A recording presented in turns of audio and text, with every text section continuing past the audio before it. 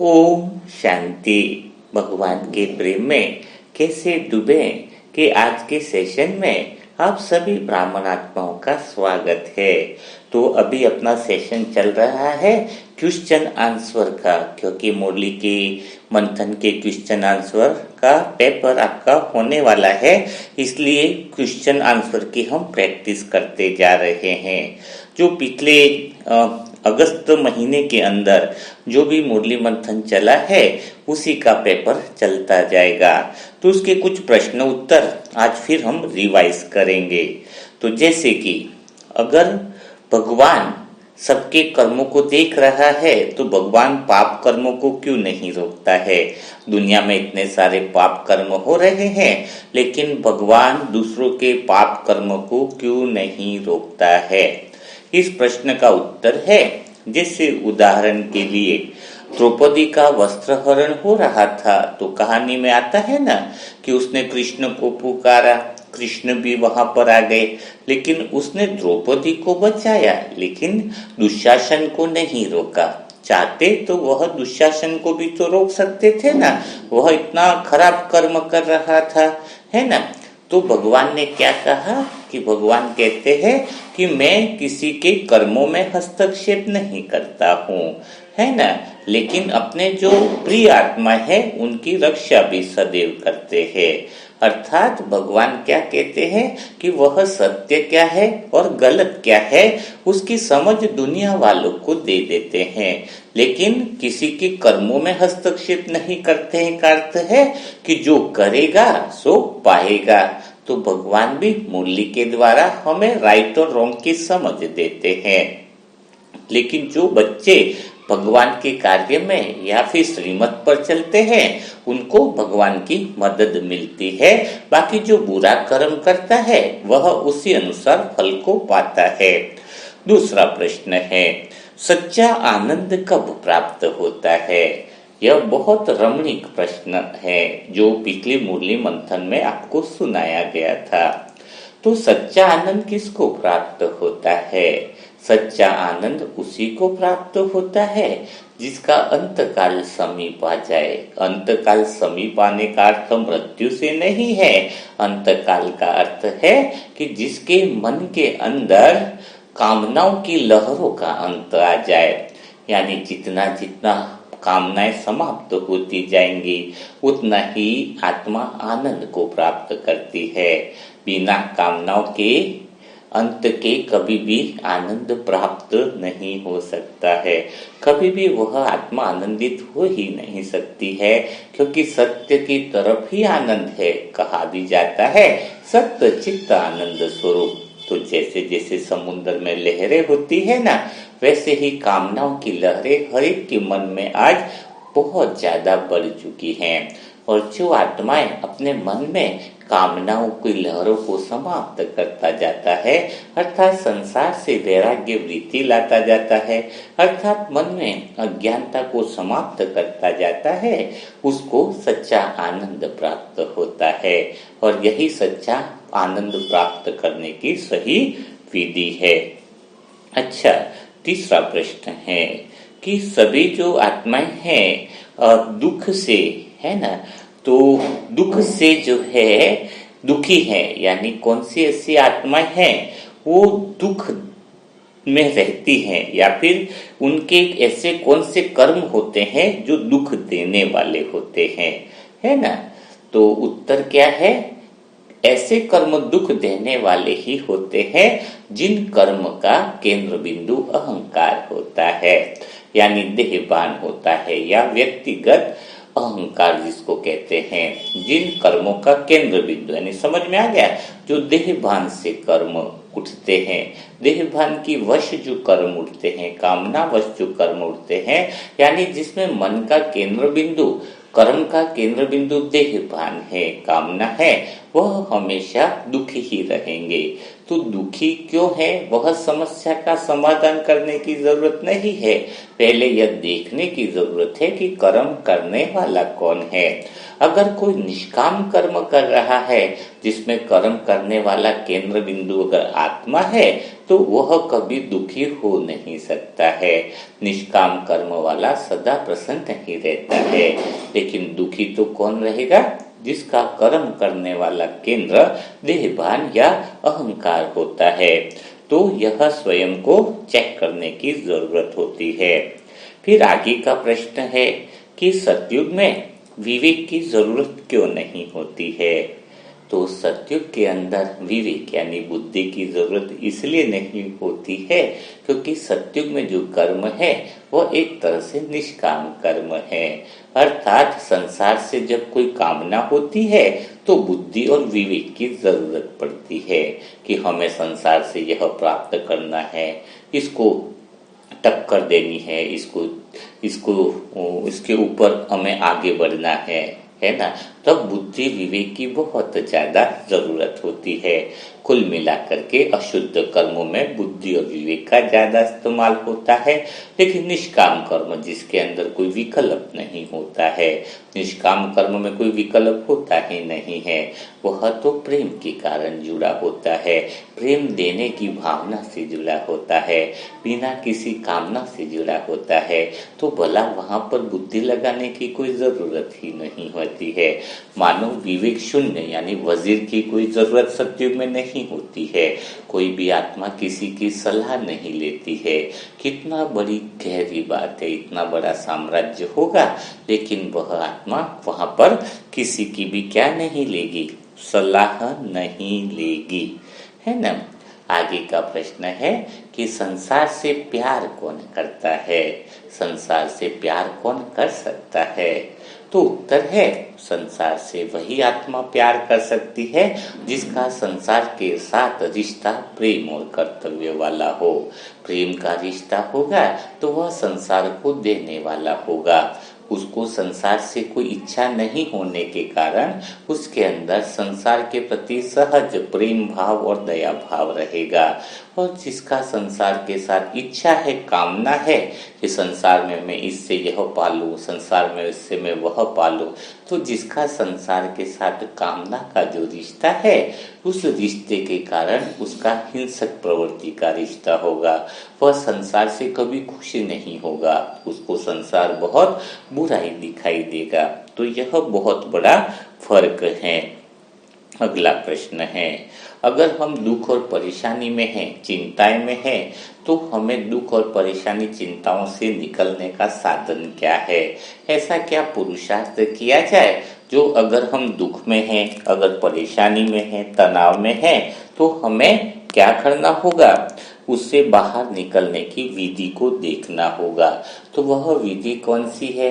वह भाई आपको मुरली मंथन में बताई गई थी। तो वह विधि है, उसकी विधि एक ही है।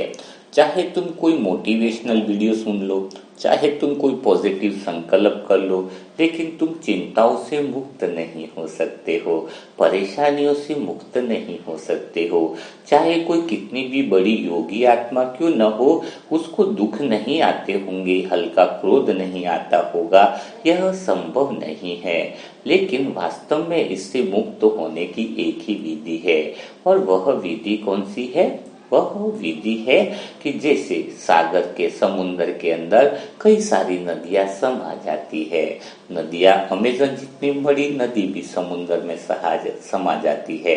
तो समुद्र में भले ऊपर से कितनी भी नदियां आती है तो हलचल होती है, लेकिन ऊपर के तल पर और समुद्र की गहराई में बहुत शांति रहती है, गहरी शांति रहती है।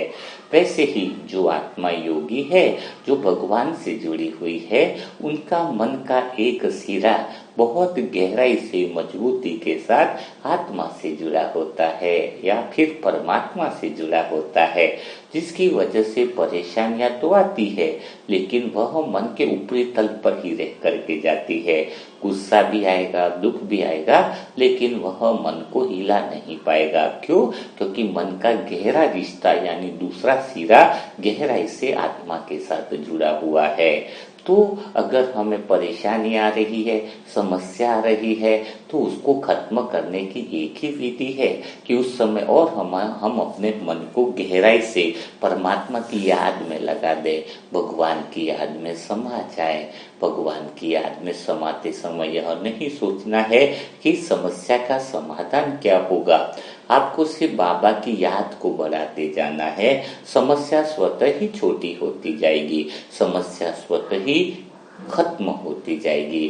तो जरूरत क्या है आपको? उस समय भगवान की याद को बढ़ाना। भगवान की याद जैसे जैसे बढ़ती जाएगी, समाधान स्वतः ही ऊपर आता जाएगा, स्वतः ही उस समस्या का निराकरण होता जाएगा।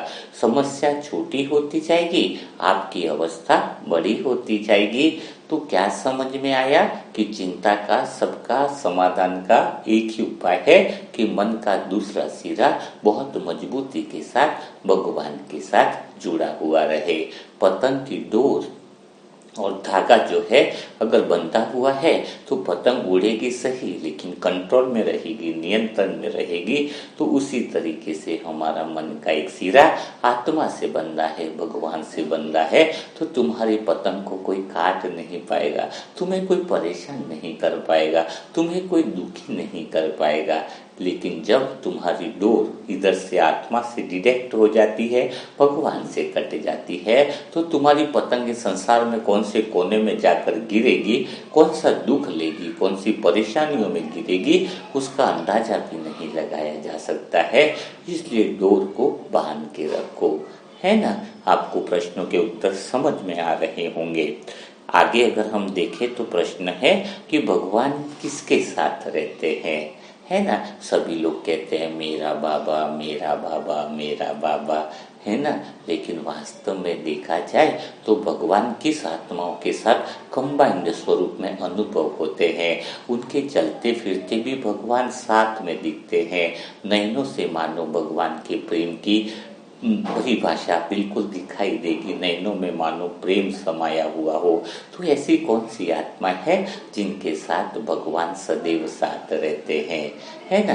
तो उत्तर क्या है इसका कि जो आत्माएं निष्कामी है, जो आत्माएं कामनाओं से रहित है, जिन आत्माओं के अंदर बिल्कुल निस्वार्थ भाव से सेवा कर रही है, निस्वार्थ और करुणा भाव से दूसरी आत्माओं की मदद कर रही है, जो आत्माएं दूसरे के सुख का सोच रही है, जो जिस आत्मा का अन्य आत्माओं के साथ दया भाव और करुणा भाव का रिश्ता है, उस आत्मा को भगवान को पुकारने की भी जरूरत नहीं है।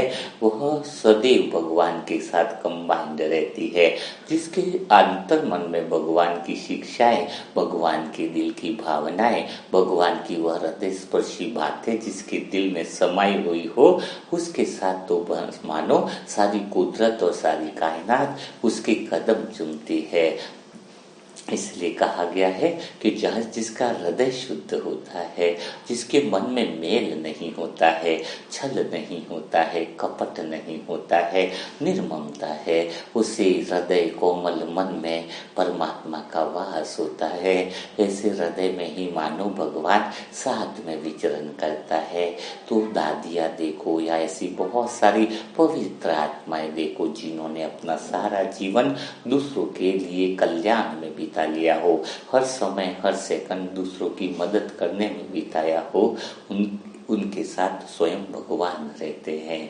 तो आप भी ऐसे अनुभव करते जाओगे।